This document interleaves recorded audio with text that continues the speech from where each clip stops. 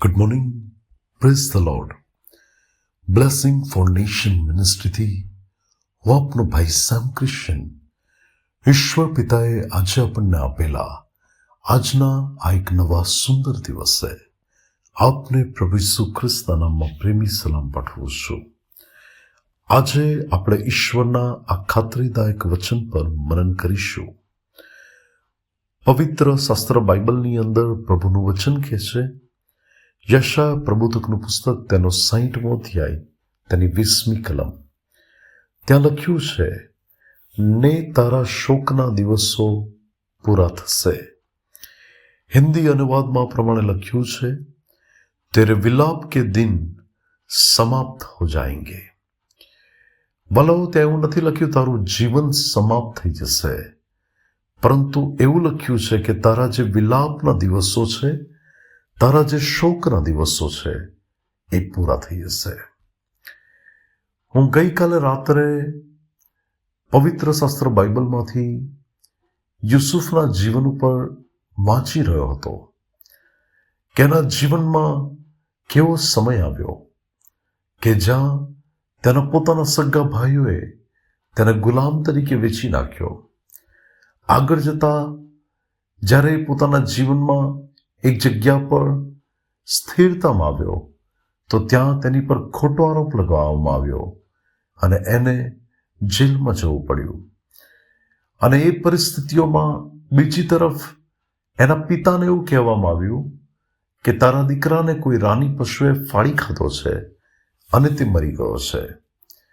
તો એક તરફ પિતા વિલાપ કરી રહ્યા છે પોતાના દીકરાને માટે કે જે યુસુફ પર પુષ્કળ પ્રેમ રાખતો હતો, અને બીજી તરફ તમે જુઓ તો યુસુફ જેલની અંદર એ પણ શોક કરી રહ્યો છે કે મેં કશું ખોટું નથી કર્યું, તો પણ મારા જીવનમાં આવી પરિસ્થિતિ આવી છે. પરંતુ ભલાઓ ગઈકાલે એ બાબતોને વાંચતા એક એવું ચેપ્ટર આવ્યું કે જે ચેપ્ટરની અંદર, જે અધ્યાયની અંદર તમે જુઓ તો યુસુફ મિસર દેશનો અધિપતિ બન્યો. પ્રભુએ તેના શોકના દિવસોને સમાપ્ત કરીને તેને પરમેશ્વરે આશીર્વાદનો ઉત્તમ ભાગ આપ્યો. તેના સન્માનને પ્રભુએ વધાર્યું. તેના જીવનમાં અદ્ભુત અને મહાન કાર્ય કર્યું.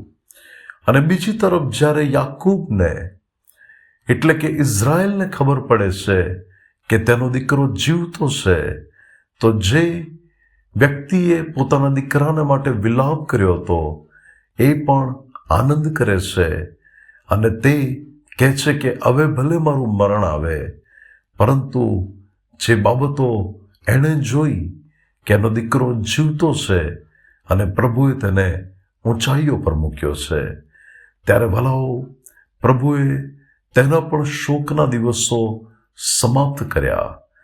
ખ્રિસ્તમાં મારા વાલા ભાઈઓ અને બહેનો, આજે બની શકે તમારા જીવનમાં એવો કોઈ અધ્યાય ચાલી રહ્યો હોય કે જ્યાં તમે શોક, પીડા અને દુઃખમાંથી પસાર થઈ રહ્યા છો, પરંતુ તમે એના એ અધ્યાયમાં જ નહીં રહો.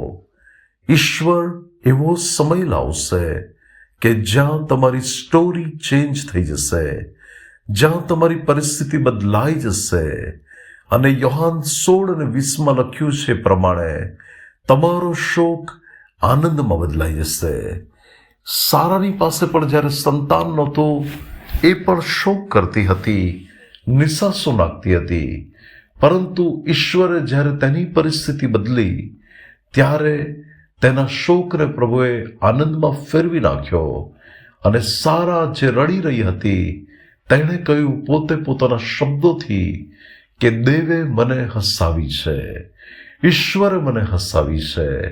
ત્યારે ભલાઓ હું આપને આજના આ વચનથી કહેવા માંગુ છું કે તમારા જીવનમાં એવી કોઈ બાબત કે જ્યાં તમે આંસુ ને પીડામાંથી પસાર થઈ રહ્યા છો, તો વિશ્વાસ કરજો પ્રભુ ઈસુના નામ પર કે જે તમારી જીવનની પરિસ્થિતિને સંપૂર્ણપણે બદલી નાખવા માટે આજે પણ સમર્થ છે. જે પરમેશ્વર તમારા જીવનની અંદર તમારા વિલાપને નૃત્યમાં બદલી શકે છે, એ પ્રભુ પર ભરોસો રાખજો કે જે તમારા માટે અદ્ભુત અને મહાન કાર્ય કરીને તમને આશીર્વાદિત કરશે, તમને આનંદિત કરશે, તમારા જીવનમાં અદ્ભુત કાર્ય થશે. પ્રભુ આજના પવિત્ર વચન દ્વારા આપણને આશીર્વાદિત કરે. આવો આપણે પ્રાર્થના કરીએ. સ્વર્ગમાં અમારા પ્રેમાળ પિતા, અમારા કૃપાળુ અને દયાળુ પ્રભુ, તમારા ચરણોની પાસે આવીએ છીએ. આજે જે ખાતરીદાયક વચન તમે મને આપ્યું અને જે તારા લોકો મધ્ય વહેંચ્યું છે, ત્યારે મારી પ્રાર્થના છે પ્રભુ કે તમે તમારા લોકના જીવનમાં એવા અદ્ભુત અને મહાન કાર્ય કરો કે તેમનો શોક પ્રભુ એમનો વિલાપ નૃત્યમાં બદલાય, એમના દુઃખના દિવસો સમાપ્ત થાય અને તેઓ તમારો મહિમા કરે. પ્રભુ ઈસુના નામમાં માંગીએ છીએ. Amen. May God bless you. Have a blessed day. શાલોમ. તમને કાઉન્સેલિંગની કે પ્રાર્થનાની કે આ સંદેશની જો જરૂર હોય તો તમે મારા આ નંબર ઉપર સંપર્ક કરી શકો છો. અમારો નંબર છે 9974754546. ડૉક્ટર સેમ ક્રિશ્ચન, વ્યારા, ગુજરાતથી. God bless you.